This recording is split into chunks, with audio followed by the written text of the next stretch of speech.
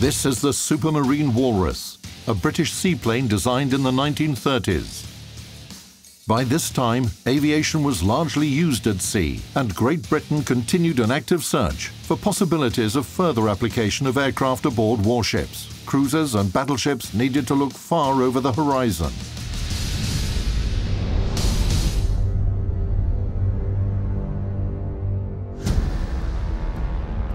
Reconnaissance is where it all begins. Previously, the best you could achieve was climbing the rigging of an old ship, going up the mast, looking from the crow's nest, and trying to look over the horizon. By 1908, 1909, the Navy were using kites and balloons to try and extend the height of that crow's nest and that mast further still. With the arrival of the aircraft, it now gave them the possibility not only to gain height and look over the horizon, but actually move away from the ship and rove around and explore several miles away from the ship, and then bring back all of that information, all of that reconnaissance information, and use it for best tactical advantage.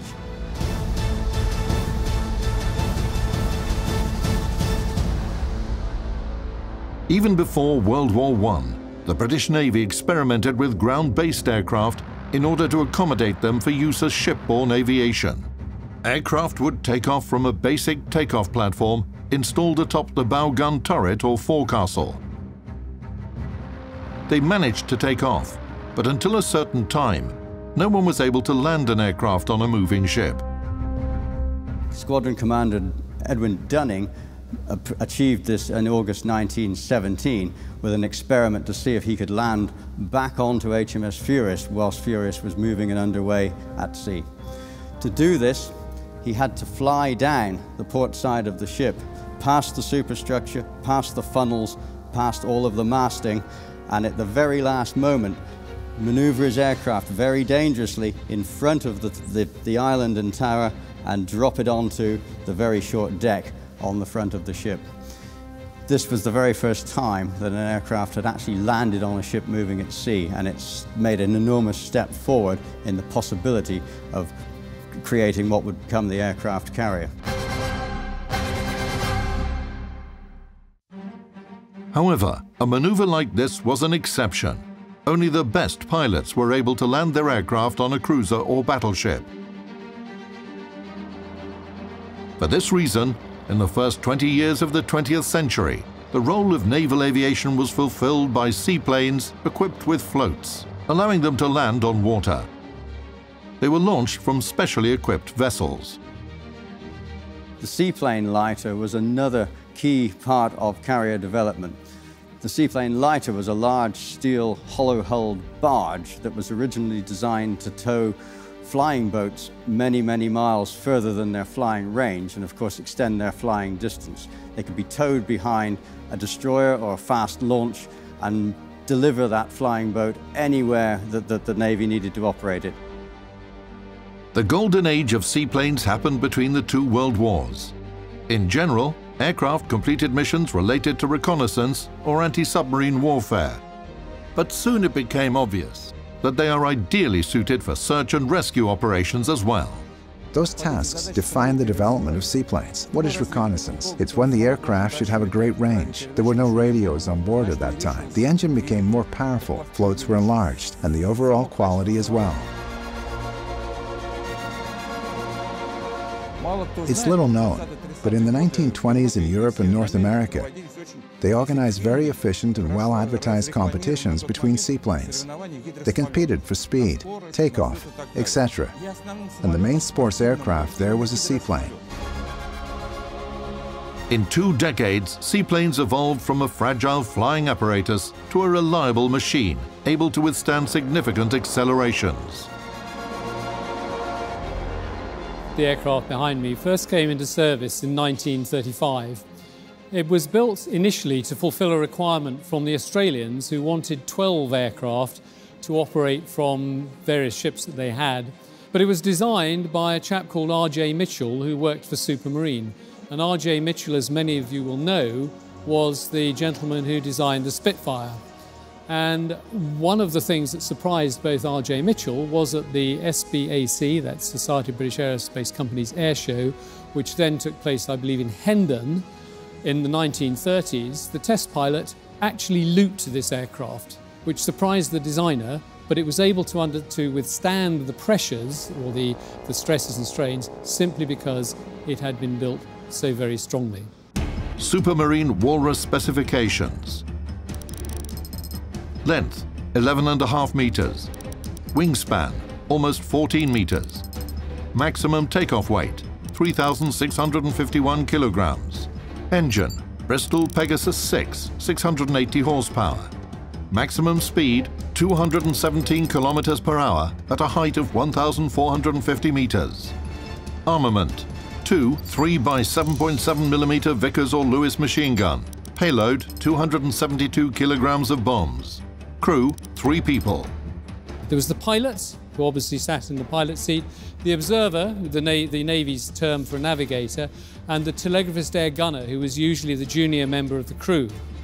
And it was his task to climb out of the aircraft, up to where I'm standing, and then on up, past the engine cowling, and up to the top of the wing there. So if you can imagine, he was sitting up on top of here, with the crane hook coming down towards him, in a very rough sea, waiting to hook it on, with that propeller going round behind him. A very dangerous job. Each return from a mission posed some risk to a seaplane crew. When an aircraft was on the approach, its parent ship would perform a maneuver in the form of a letter S. It was necessary to create a patch of relatively calm water for landing. Having landed, a seaplane would approach the ship's side, but kept the engine running because the ship was moving, and the pilot had to control the aircraft's position until the lifting crane's hook was lowered to them. And I'm pleased to say that my father, who was actually a telegraphist air gunner and flew walruses from HMS Malaya in the Pacific during the Second World War, was actually one of the people who had to clamber up here and get the aircraft hooked on. One of the names that this aircraft used to be called as a nickname was actually the steam pigeon. And the reason for that is that a lot of spray coming off the front of the aircraft would hit the heated cylinders of the engine here and give off clouds of steam.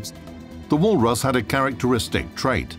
This flying boat was equipped with a retractable 3-wheel undercarriage. This feature enabled the aircraft to be landed both on land and water.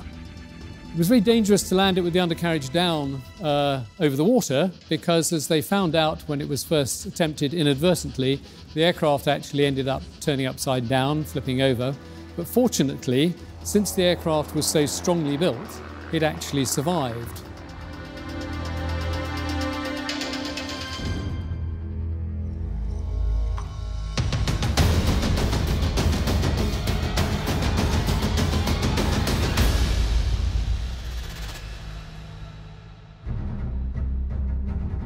Shipborne aviation continued to evolve, and the range of tasks it could perform became larger, not only to spot an enemy in time, but also deliver a precise and powerful strike on them.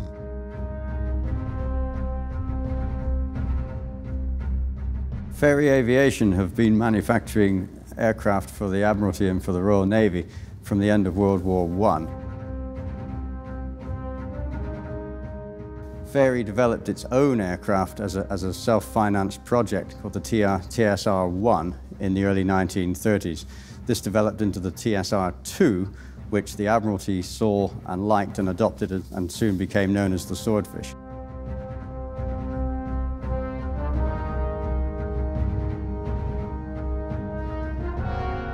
Fairey Swordfish specifications. Length, 11 meters. Wingspan, almost 14 meters. Maximum takeoff weight, 4,036 kilograms. Engine, Bristol Pegasus 3M, 690 horsepower. Maximum speed, 222 kilometers per hour. So the Swordfish could be slowed right down to almost a walking pace to perform quite safe and careful landings. Armament, one 7.7mm Vickers machine gun. One 7.7mm Vickers or Lewis machine gun in the rear cockpit. Payload, 3 227-kilogram bombs. Torpedo, 702 kilograms. The Swordfish could carry a variety of weapons to deliver. Of course, the torpedo, which is what it was designed to carry, an anti-shipping 18-inch torpedo, but it could also carry mines, depth charges, small bombs, and underwing rockets. But the torpedo was its mainstay. There was also a single forward firing gun operated by the pilot.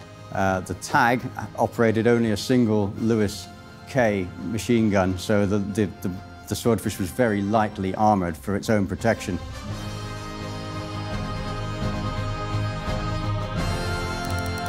Crew, 3 people. It's very exposed to the elements, very wet, very cold. The pilot and crew would have to be dressed and lagged in their sheepskin coats and trousers, but still the crews loved it. It was still a very maneuverable airplane. It was still very forgiving. It was the airplane that they trusted would almost always get them home, and that was important. By the beginning of World War II, the Swordfish was considered obsolete, but nevertheless, it was used on almost all front lines. The aircraft began its service with anti-submarine patrols near the Norwegian coast, participated in convoy escorting in the Atlantic Ocean, and defended Malta. It played an important role during the hunt for the famous German battleship Bismarck, and made a crucial contribution to the defeat of the Italian Navy at Taranto Harbour. On November the 12th, 1940, 20 Swordfish planes took off from an aircraft carrier 170 miles southeast of the Italian naval base at Taranto. The aircraft attacked in 2 waves, 12 and 8 machines. The enemy was on the alert, and the anti-aircraft fire was quite dense. The Swordfish split into flights of 3 planes each, and having evaded barrage balloons, descended. Almost touching the waves, the Swordfish was forgiving enough that it allowed them to keep stable and level at a very low height above the water, launch their torpedoes, and then break away and maneuver out of harm's way, all below the enemy gunfire. Thanks to moonlight and flares, Italian battleships were clearly visible and received 6 torpedo hits. As a result, 3 battleships sank at their mooring. At the same time, the British lost only 1 plane in each wave. The lessons of that night operation were well learned by Japanese admirals, who used them during the attack on Pearl Harbor. As well as the sterling work in tracking down and sinking the Bismarck, and of course the Italian harbour raid at Taranto, the Swordfish, during the middle part of World War II in the Mediterranean, did an enormous amount of work to sink German and Italian shipping. Swordfish squadrons across a period of 1 month dealt with more than 30 enemy ships in 1 month period, and over a 9-month period averaged destroying 55,000 tons of shipping per month for a 9-month period. That's an enormous amount of destruction on the enemy just by using the Swordfish alone. Regardless of all these successes, the age of biplanes came to its end. By the beginning of 1942, it became obvious, no matter how good the Swordfish was, it could not complete all the necessary tasks at sea. A very key piece of Swordfish action during World War II was the launch of Swordfish against what was known as the Channel Dash. The German fleet had been held in Brest Harbour due to bad weather and had tried to make a bolt up the English Channel to get back to their own German harbours. This was spotted, and Eugene Esmond led an attack of Swordfish out into the English Channel in absolutely atrocious gale force conditions to try and intercept the German fleet as it ran along the Channel side. Tragically, all of the Swordfish were shot down.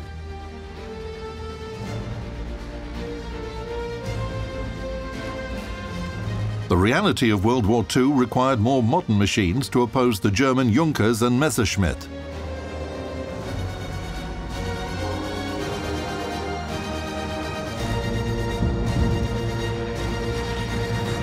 At the beginning of World War II, the British had an apparent lag in the development of deck aviation.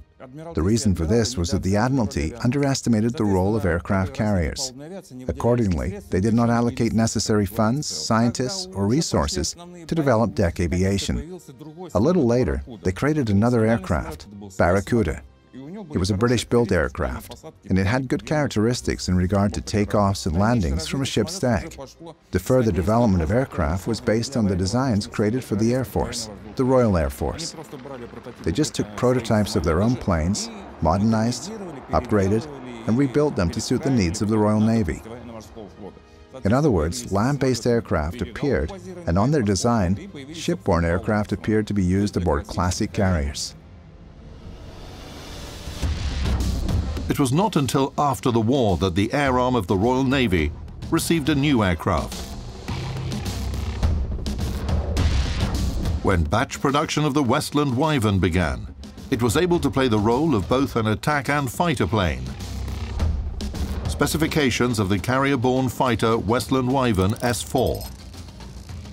Length, almost 12 meters. Wingspan, 13.5 meters. Maximum takeoff weight, 11,115 kilograms. Engine, turboprop, Armstrong Siddeley Python 3, 3,670 horsepower. Maximum speed, 615 kilometers per hour at a height of 3,000 meters.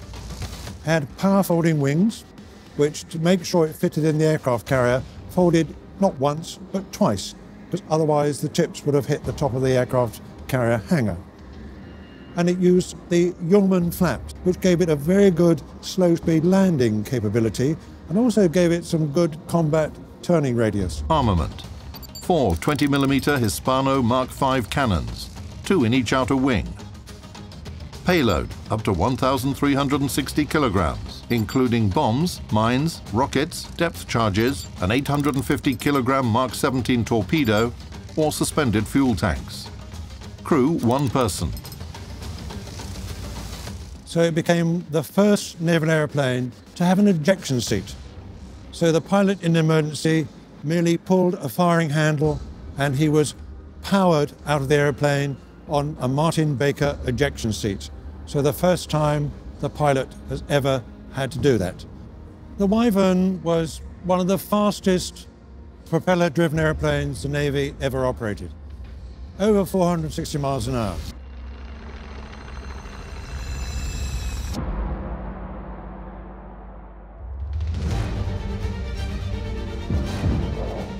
However, apart from attack aircraft, by the beginning of World War II, the British Navy needed modern fighter planes. In the late 1930s, the British had to catch up with Germany and go from the biplane era to the monoplane era.